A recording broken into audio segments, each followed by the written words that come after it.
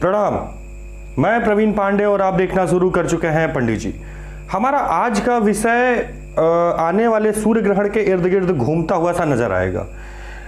ये वीडियो बनाना इसलिए भी अति आवश्यक हो गया था क्योंकि बहुत सारे ऐसे लोगों को मैंने देखा जो बेसब्री से इंतजार कर रहे हैं ग्रहण का।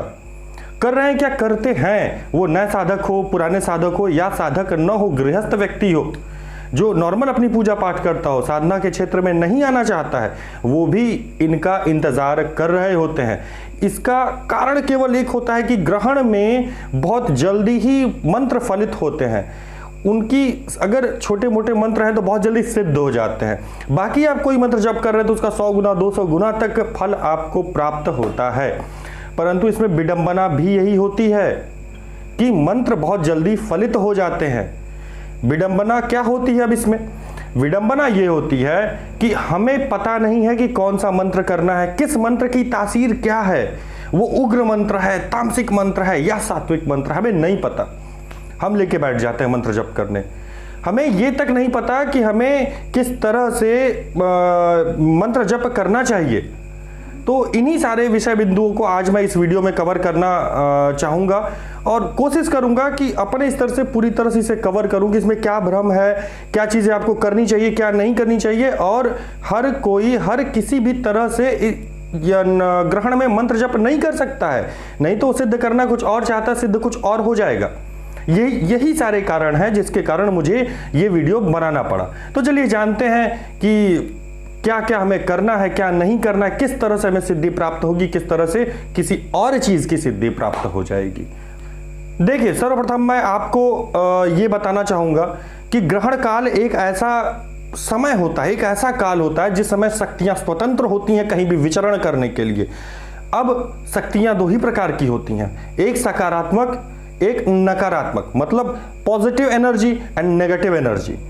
अब होता क्या है कि जब हम मंत्र जप कर रहे होते हैं तो हमारे अंदर जो ऊर्जा का संचार हो रहा होता है, अब उसकी तरफ सपोज दैट आप ये समझ लीजिए कि आप बहुत सारे नोटों का बंडल लेके बैठे हुए हैं या कहीं गिरा हुआ है नोटों का बंडल जिसका कोई मालिक नहीं है।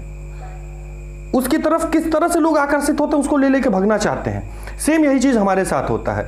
हमें अपनी एनर्जी अपने शरीर में बैलेंस करना नहीं आता। हमें नहीं पता कि कौन सा विधान है, कैसे है, किस तरह से इसे करें, कौन सा सुरक्षा घेरा हमें लगाना, ये सारी चीजें हमें नहीं पता। लेकिन हम मंत्र जप करने बैठ जाते हैं तो हम सेम उसी नोटों के बंडल की तरह उस समय हो जाते हैं। हमारी शक्तियां, बुरी शक्तियां और अच्छी शक्तियां दोनों को आमंत्रित कर रही होती हैं उस समय। अब जो हमारे आसपास मिला वो हमारे हत्थे चढ़ गया। अब पता चला हम बैठे हैं अप्सरा साधना में, कोई और अप्सरा ही सिद्ध हो गई, पूरे घर में बदबू फैल गई।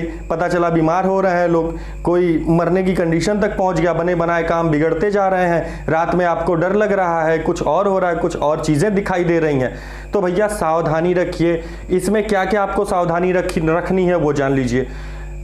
किसी भी ग्रहण काल में मंत्र जप का एक विधान होता है। लोग कहते हैं पूजा नहीं करनी, ग्रहण काल में पूजा नहीं करनी है, लेकिन ग्रहण काल में जो जप करना है उसका एक विधान होता है जो ग्रहण काल सूतक के पहले उसको किया जाता है, उसको करना पड़ता है। दूसरा, कोई भी मंत्र जप करिए बिना गुरु की आज्ञा के मत करिए।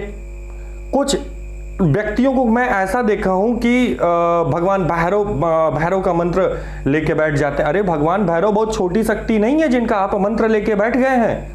बिना गुरु की आज्ञा के कोई भी मंत्र, ऐसा मंत्र लेके न बैठे।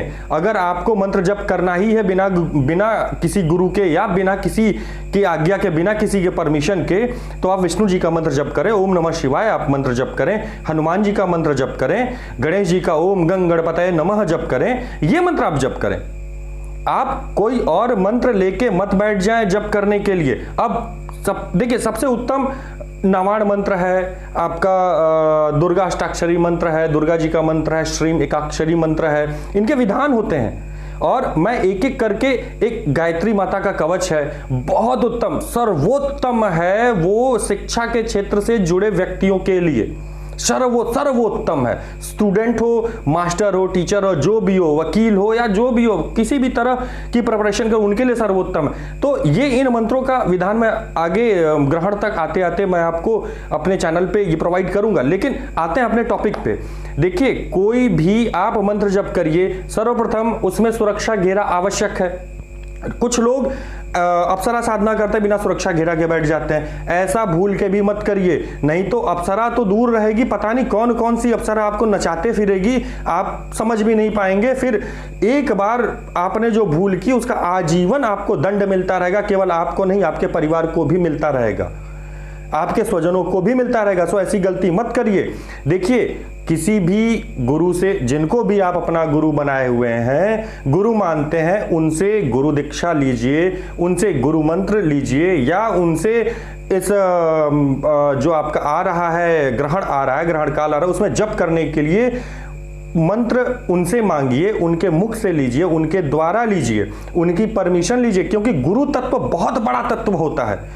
गुरु ये डिपेंड नहीं करता कि गुरु कितना ज्ञानी है, गुरु तत्व कितना सक्षम है ये डिपेंड करता है। और गुरु तत्व सक्षम कैसे होता है?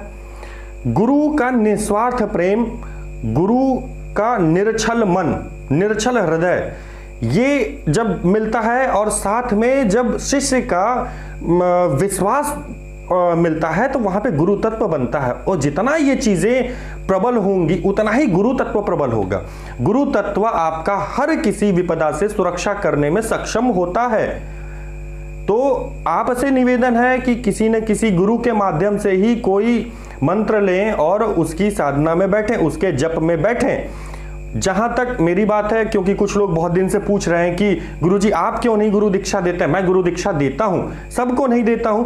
जो लोग मेरी कसौटियों पे खरे उतरते हैं मैं उन्हीं को देता हूं। होता क्या है कि आज आप बड़े उत्सुक हैं, आज आप हमसे संपर्क किए कि गुरुजी मुझे ये साधना करनी है, कैसे होगी, मुझे गुरु दीक्षा चाहिए। भैया गुरु दीक्षा मैंने दे दी, आपने संभाल ली, अब पता चला दूसरी आपने वीडियो देखी, अरे ये तो और अच्छा बता रहे हैं, आप वहां डाइवर्ट हो गए। तो यहां पे अपमान हुआ, यहां पे गुरु तत्व का अपमान हुआ, गुरु का अपमान हुआ, गुरु तत्व यहां कमजोर हो जाएगा। सो हर किसी को गुरु दीक्षा नहीं दी जा सकती। हाँ, ये है कि कोई भी आप गुरु अपना बनाए, समर्थ गुरु बनाए, उनसे गुरु दीक्षा लें। गुरु दीक्षा लेके ही आप मंत्र साधना सिद्धि में बैठें, आपको सफलता अवश्य ही मिलेगी। रही बात ये जानने की कि कौन से गुरु सही हैं, कौन से नहीं, तो भैया कोई भी हनुमान जी नहीं है जो सीना चीर के आपको दिखा देगा कि कौन गुरु सही है, कौन गुरु नहीं सही है। आप गुरु तत्व पे भरोसा करते हुए किसी भी गुरु से गुरु दीक्षा लें, गुरु मंत्र लें, फिर उस मंत्र का जप करें। जहां तक मेरे चैनल की बात है, तो आपको आने वाले 10 तारीख के पहले पहले बहुत सारी ऐसी सात्विक साधनाएं और एकाध कुछ तंत्र से संबंधित साधनाएं आपको इस पे मिलेंगी जो बहुत तीक्ष्ण प्रभावकारी होती हैं, बहुत तीक्ष्ण प्रभाव उनका होता है।